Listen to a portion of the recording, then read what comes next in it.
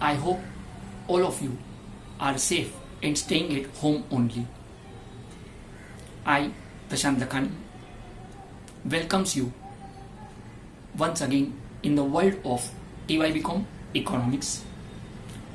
In our last lecture, we started with our first chapter, that was New Economic Policy 1991. In that session, we have discussed some of the points like total there were three main reasons why we needed liberalization, privatization, globalization, there is new economic policy in the year of 1991. Dear friends, we have discussed three major reasons in our last session. Let me recap it. First one was fiscal deficit. During that period, the government's expenditure was more than tax revenue. That is fiscal deficit. And the internal debt was 48.6% of GDP. मतलब government जो कुछ produce कर रही थी during 1 year, उसमें से approximate 50% government कर्ज लेके खर्चा कर रही थी for the development of our country to running the economy. Second reason was balance of payment crisis. Friends, in that session also I have explained you what is balance of payment. So the word balance of payment crisis means when we export the goods and services, we receive the foreign currency, that is receipt side. When we import any goods and services from other country, we have to make the payment in foreign currency, that is payment side. When our payment sides are greater than receipt side, that is balance of payment disequilibrium. Our foreign exchange reserve was declined from $3.1 billion to $896 million during 1991. I have given you an example कि हमारे पास foreign exchange reserve सिर्फ उतना ही available था कि 15 days तक अगर हमने बाहर से पेट्रोल इंपोर्ट किया तो हम उसका पेमेंट कर पाएंगे. 16th day when we imported petrol, तो तिजोरी में पेमेंट करने के लिए कुछ भी नहीं होगा. There is balance of payment crisis. That was second reason. Third one was high inflationary rate. Petroleum products काफी महंगे हो चुके थे जो हम इराक से इंपोर्ट करते थे. बहुत सारी चीजों के ऊपर एक्साइज ड्यूटी, इंपोर्ट ड्यूटी काफी लगा दी गई थी और टैक्स की कोई बड़ी इनकम गवर्नमेंट को आ नहीं रही थी. लोगों के पास कोई काम नहीं था and because of that reason friends कोई बड़ा इनकम जनरेट करके बड़ा टैक्स पे नहीं कर पा रहे थे. तो अल्टीमेटली गवर्नमेंट ने सभी चीजों के ऊपर टैक्स बढ़ा के रखा था and it resulted into inflation rate was near to 10.2%. तो ये तीनों बड़े रीजन हमने समझ लिए थे कि इंडियन इकोनॉमी कोलैप्स होने की तैयारी पे थी. गवर्नमेंट का खुद का खर्चा ज्यादा था, उतना टैक्स का रेवेन्यू नहीं था, बैलेंस ऑफ पेमेंट के फॉरेन एक्सचेंज रिजर्व खाली हो रहे थे और इन्फ्लेशन रेट 10.2% के ऊपर पहुंच चुका था. That was our last session. Main reasons why we needed to introduce new economic policy 1991. Friends, today our topic is important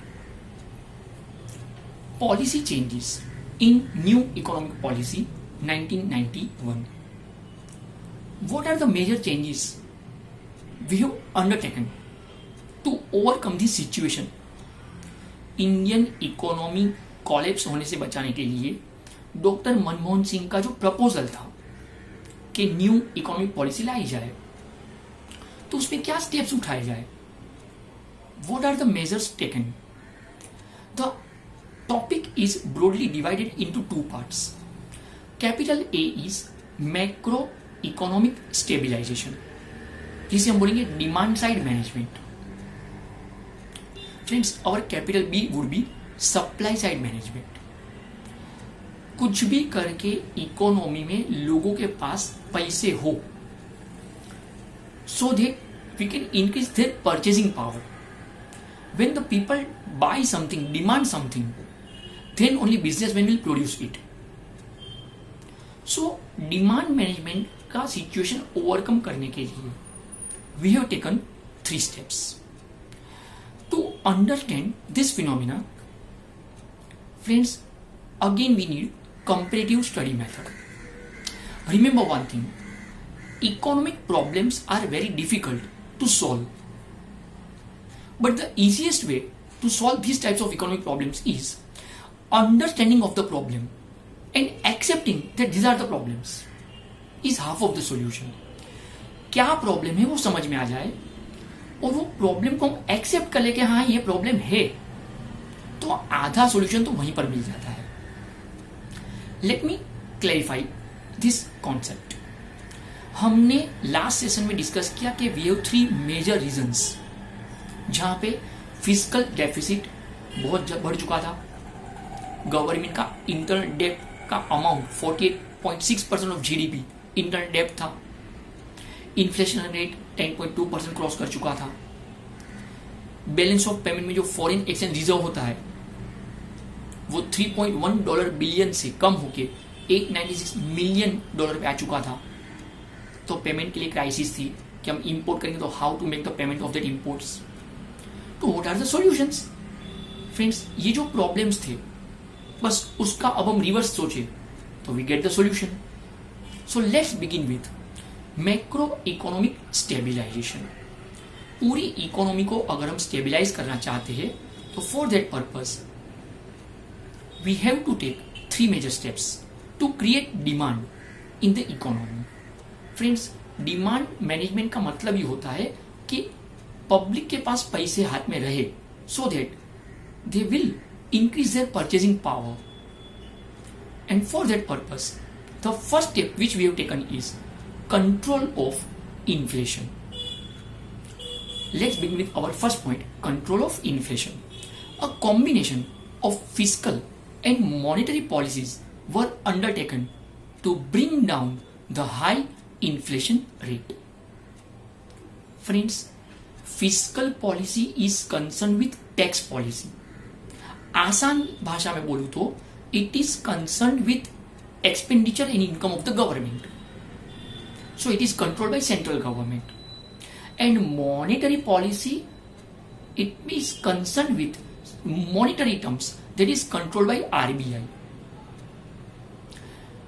एक बाजू गवर्नमेंट अगर टैक्स कम कर दे, परसेंटेज ऑफ टैक्स कम कर दे, और दूसरी बाजू अगर आरबीआई टाइट मॉनेटरी पॉलिसी को फॉलो करे. Now what is tight monetary policy? Friends, 1991 में RBI had adopted tight monetary policy. For that purpose what they did, they have increased bank rate, CRR that is cash reserve ratio, SLR that is statutory liquidity ratio, to bring down the inflation rate. What does it mean? जब RBI bank rate बढ़ा देता है तो commercial bank जो money borrow करती है from RBI to lend some loan to businessman, तो जब बैंक रेट बढ़ता है फ्रेंड्स तो it will rise interest rate also. और जब इंटरेस्ट रेट बढ़ जाता है तो people will not demand more of loan. तो ऑटोमेटिकली लोग बड़ी लोन का डिमांड नहीं करेंगे. जब सीआरआर एसएलआर बढ़ जाता है तो कमर्शियल बैंक के पास जो मनी रिजर्व रहता है लोगों को लोन देने के लिए वो अमाउंट कम हो जाता है. तो ultimately it will reduce the reserve of commercial bank to lend some money to the public. तो it will decrease the purchasing power of the people. तो बैंक रेट, सीआरआर, एसएलआर, वो तीनों चीजों को बढ़ाया गया. दूसरी बाजू गवर्नमेंट ने क्या किया, तो government had allowed their imports with some decrease in import duties. जो चीजें हम बाहर से पहले इंपोर्ट नहीं करते थे इंडियन बिजनेसमैन जो थे वो उसके ऊपर काफी हाई प्राइस कोट करते थे। हमने बाहर से इंपोर्ट को अलाउ कर दिया और इंपोर्ट ड्यूटी कम कर दी, तो वो सभी कमोडिटीज कम प्राइस में इंडियन मार्केट में अवेलेबल होने लगी। एक बाजू बिजनेसमैन को बड़ी लोन नहीं मिल रही थी, पब्लिक को कोई बड़ी लोन नहीं सैंक्शन हो रही थी, तो पब्लिक का परचेजिंग पावर कम हो रहा था, तो महंगी चीजें कोई खरीद नहीं रहा था। इंपोर्ट ड्यूटी कम कर दी गई और इंपोर्ट्स को अलाउ कर दिया गया। अल्टीमेटली ये सब चीजों को एक साथ जब समझा तो it had reduced inflation rate up to 4.6% in 1996-97। तो finally that was the topic of control of inflation. Friends, our second topic is fiscal correction. Government introduced expenditure reforms to reduce non-productive public expenditure by cutting down subsidies, defense expenditure and administrative expenditure. What does it mean? Friends, government जो खर्चा करती है there is public expenditure, उसपे कुछ खर्चे ऐसे होते हैं जिसपे से रिटर्न गवर्नमेंट को कुछ कमाई नहीं होती है। Government did not generate any revenue and did not create any development on some of the expenditure like subsidies. Gas cylinder के ऊपर जो सब्सिडीज मिलती है, शुगर फैक्ट्रीज को जो सब्सिडीज मिलती है, इसके ऊपर कोई इनकम जनरेट नहीं होती है। डिफेंस एक्सपेंडिचर, मिलिट्री के सैनिकों को जो पगार देना होता है, वॉर हो या ना हो, पुलिस फोर्स खड़ी करनी पड़ती है, तो कोई भी टाइम पे we have to make this expenditure जो कोई इनकम जनरेट नहीं करता है, that is defence expenditure. Administrative expenditure, BMC को चलाना, नगर पालिका के ऑफिस को चलाना, सुप्रीम कोर्ट के जज को पेमेंट देना, सुप्रीम कोर्ट का मेंटेनेंस बिल पे करना, मेंटेनेंस पे करना, ये जो भी खर्चे होते हैं ये सबसे कोई इनकम जनरेट नहीं होती है। फ्रेंड्स, तो 1991 की इस पॉलिसी ने एक कदम ये उठाया कि क्यों ना जो भी नॉन प्रोडक्टिव पब्लिक एक्सपेंडिचर है उस पर कटौती की जाए। तो सब्सिडीज को कम कर दो, डिफेंस एक्सपेंडिचर कम कर दिया गया, एडमिनिस्ट्रेटिव एक्सपेंडिचर कम कर दिया गया। ये काफी कुछ करने के बाद क्या हुआ, तो measures undertaken to increase tax revenue. Government ने एक बाजू अपना खर्चा कम कर दिया और दूसरी बाजू गवर्नमेंट ये तौर तरीके ढूंढने लगी कि how to generate tax revenue. क्योंकि लोगों के पास काम नहीं है, लोगों की इनकम नहीं है, तो लोग कमाते नहीं रहे थे, तो फिर क्या करें। तो what they did, they have reduced the corporation tax up to 35%। Friends, personal income tax वो होता है जो इंडिविजुअल इनकम के ऊपर लगता हो। इंडिविजुअल की इनकम नहीं थी इसलिए पर्सनल इनकम टैक्स कोई पे नहीं कर रहा था, दैट इज ट्रू। पर जो कॉर्पोरेट्स होते हैं, बिजनेस हाउसेस, वो अपना जो टर्नओवर करते हैं, वो जो सामान बेचते हैं, सेल्स जो होता है, उसके ऊपर एक टैक्स लगाया गया, that is corporation tax, corporate tax. देखो, जो भी बिजनेस चल रहे थे वो कुछ ना कुछ प्रोड्यूस करके बेच तो रहे थे, और वो कॉर्पोरेट टैक्स पहले काफी ज्यादा होता था, उसे कम करके 35% पे लाया गया, ताकि हर बिजनेस में ये सोचे कि चलो मैं इतना कमाता हूं, मेरी कंपनी इतना कमाती है, तो कंपनी के प्रॉफिट पे टैक्स लगाया गया, कोई इंडिविजुअल पे नहीं, कंपनी के प्रॉफिट पे, and that is corporate tax, and it has reduced up to 35%। तो ये एक और तरीका था जिसकी वजह से हम गवर्नमेंट का रेवेन्यू बढ़ा पाए, और सामने गवर्नमेंट ने अपने नॉन प्रोडक्टिव एक्सपेंडिचर कम कर दिए। उस तरफ से फिजिकल डेफिसिट से ओवरकम करने का एक सॉल्यूशन ढूंढा गया। Friends, that was our second point, fiscal correction. Our third point is balance of payment repayment adjustment. अब यहां पे क्या किया गया, the rupee was devalued, there is currency devaluation. Friends, ये एक concept very difficult to understand. Remember one thing, जब हम ये बोलते हैं कि when we export something we receive some foreign currency, that is receipt side of balance of payment. When we import something we have to make the payment in foreign currency, that is payment side of balance of payment. It is one type of cash book. ये government की, central government की पूरे साल की cash book मान लीजिए कि अगर हमारे पास पैसा आया तो रिसिप्ट साइड और पैसा गया तो payment side, but it is in terms of dollar, foreign currency. Now see, अगर हमने कभी सुना हो $1 equal to 60 rupees, $1 equal to 70 rupees, friends market में जो करेंसी ज्यादा अवेलेबल होती है उसकी मार्केट में वैल्यू कम हो जाती है, जिसे हम बोलते हैं करेंसी डीवैल्यूएशन। डॉलर के सामने जब रूपी ज्यादा इजीली अवेलेबल हो जाए तो उसे हम बोलेंगे कि रूपी डीवैल्यूड हो गया। तो उस वक्त डेलिबरेटली रूपी को डीवैल्यूड किया गया। आप बोलेंगे सर इससे क्या होता है? Let me clarify it.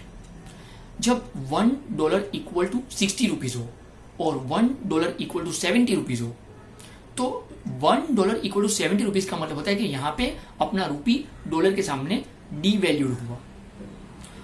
Take an example, suppose मैं ये एक पेन बनाकर एक्सपोर्ट करता था, $1 मुझे इस पेन के बदले मिलता था। अब इंडिया के मार्केट में जब $1 का 60 रुपीज रेट चलता था, तो जब मैं ये पेन एक्सपोर्ट करके $1 कमाता था और उस $1 को मार्केट में कन्वर्ट करता था रूपी में, तो I got 60 rupees in my hand, जिसमें से 40 रुपीज मेरा कॉस्ट ऑफ प्रोडक्शन था, तो 20 rupees was my profit. Suppose अब रूपी डीवैल्यूड होके $1 इक्वल टू 70 रुपीज हो गया। अभी भी मैं 40 रुपए के कॉस्ट पे ये पेन बनाकर एक्सपोर्ट करता हूं, वहां से $1 अभी भी मुझे मिल रहा है, but I am getting 70 rupees now for that $1। तो now I will have 30 rupees profit in my hand. तो पहले के मुकाबले अब मैं 10 रुपया प्रॉफिट ज्यादा कमा रहा हूं पर यूनिट ऑफ दिस पेन, तो it will encourage me to produce more, to export more. तो जब हम ये बोलते कि रूपी को डीवैल्यूड किया गया, इसका आसान मतलब it will encourage exporter to produce more for export purpose, to earn more foreign currency. तो जो डॉलर कम पड़ रहे थे हमें अपने रिजर्व में, वो अब ज्यादा क्वांटिटी में हम रिसीव कर पाए, ताकि अपनी तिजोरी डॉलर से भर जाए, फॉरेन करेंसी से भर जाए। फॉर दैट पर्पस ये कदम उठाया गया कि our rupee was devalued. This was followed by the introduction of liberalised exchange rate management system LERMS in 1993। Friends ये एक सिस्टम का नाम है, liberalised exchange rate management system. Liberalised मतलब हमने बहुत सारी रिजिडिटी और बहुत सारे रूल्स रेगुलेशन नहीं रखे, कुछ लिबरलाइज कर दिया, कुछ चीजों में हम फ्लेक्सिबल होने लगे। और उसके लिए क्या किया गया? तो for this purpose under this a dual exchange rate system was to be followed, in which 40% of foreign exchange receipts to be surrendered at the official rate, and the remaining 60% can be converted in the market at market determined rate. Let me clarify this system. Friends, एक dual policy को introduce किया गया। Take an example, अगर suppose मैं ऐसी बहुत सारी pen export करके $100 रिसीव कर रहा हूं इंडिया में, तो ये $100 के दो पार्ट किए जाएंगे। $40 out of this $100 I have to surrender to RBI at official rate to convert this dollars into rupees. जो भी RBI ने रेट नक्की करके रखा होगा $1 का, उस हिसाब से उतने रुपए मुझे मिल जाएंगे फ्रॉम RBI, और उस बहाने RBI के पास इतने डॉलर जमा हो गए। बाकी के जो $60 थे वो मैं मार्केट में रिलीज कर सकता हूं रुपी में कन्वर्ट करने के लिए। तो $100 के दो पार्ट हो गए। 40% should be surrendered to RBI at the official rate, जो भी RBI ने डिसाइड किया होगा, और उतने रुपीज मेरे पास आ जाएंगे। और बाकी के 60% डॉलर जो है वो मैं मार्केट में रिलीज करूंगा, मार्केट में सेल करूंगा, और मार्केट में जो रेट चल रहा होगा उस हिसाब से मुझे रुपीज में कन्वर्जन मिल जाएगा। तो मेरे डॉलर रुपी में कन्वर्ट भी हो गए, और इंडिया के मार्केट में, बैंक में और RBI के पास भी डॉलर आने लगे। ये जो तरीका है, that is liberalised exchange rate management system. और उसमें बाद में एक नई चीज इंट्रोड्यूस की गई जिसे हम बोलेंगे सब्सिक्वेंटली।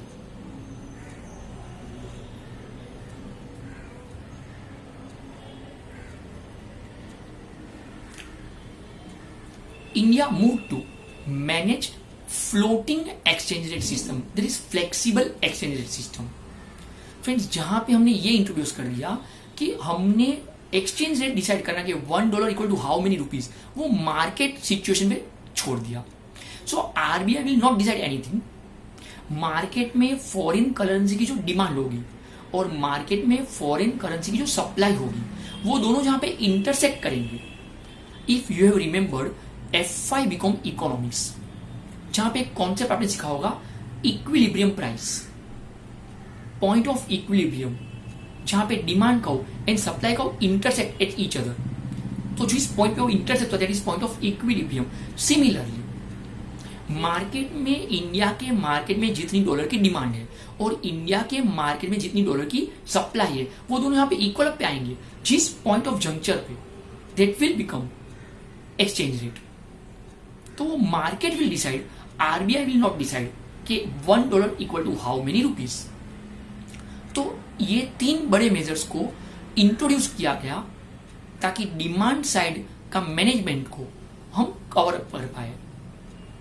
तो ये तीनों चीज क्या की गई? सबसे पहला काम जो हमने किया friends, it was control of inflation. तो जो इन्फ्लेशन 10.2% बढ़ चुका था, उसे हम कम करके 4.6 पर लाके गए. और उसके लिए क्या किया गया? तो RBI adopted tight monetary policy, जहां पे उन्होंने बैंक रेट, सीआरआर, एसएलआर को बढ़ा दिया ताकि पब्लिक ज्यादा लोन ना ले और उनका परचेजिंग पावर ही कम हो जाए. सामने काफी सारी चीजों को इंपोर्ट को अलाउ किया गया और इंपोर्ट ड्यूटी कम कर दी गई. तो इन्फ्लेशन रेट 10.2 से कम होकर 4.6 तक आ गया. जो दूसरी चीज निभाई गई, that was friends fiscal correction. Government ने टैक्स रेवेन्यू को बढ़ाने के लिए कॉर्पोरेट टैक्स को इंट्रोड्यूस करके उसको 35% तक कम कर दिया, ताकि बिजनेसमैन जो टर्नओवर करते हैं, जो प्रॉफिट कमाते हैं, उसके ऊपर वो टैक्स पे करेंगे. सामने गवर्नमेंट ने अपने non productive public expenditure like subsidies, defence expenditure, administrative expenditure, वो सब कम कर दिए.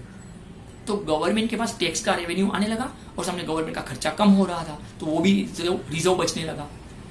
थर्ड पॉइंट पे हमने बैलेंस ऑफ पेमेंट का जो क्राइसिस था, उसको एडजस्टमेंट करने के लिए ड्यूअल पॉलिसी को अपनाया, लिबरलाइज्ड एक्सचेंज मैनेजमेंट सिस्टम लेकर आए, जिसमें 40% of total foreign receipt should be surrendered at official rate to RBI and remaining 60% of foreign exchange receipt should be released in market at determined market rate. और बाद में उसको floating exchange rate, मतलब market will decide it, RBI will not interfere in this, कि dollar का rupee price exchange rate क्या रहेगा.